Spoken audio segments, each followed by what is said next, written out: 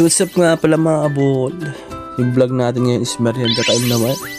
Dito lang yan sa Munting Bayan, sa pansitan ni Ate Ining. Kahit sinong tagalokbaan, tanungin mo kung saan ng pansitan, talagang alam na alam kung saan. Alam mo kung bakit? Kasi sobrang solid ng pansit dito man. So yun, habahab na natin ngayon.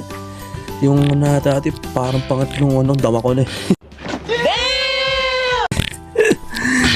So, solid kasi ang lasa dito, lalo yung kanilang manghang na suka. Nice.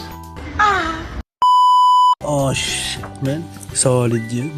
Kaya try nila dito kay Ate Ining. Diba, pawis na pawis tayo dito. Galing tayo pasado niyan.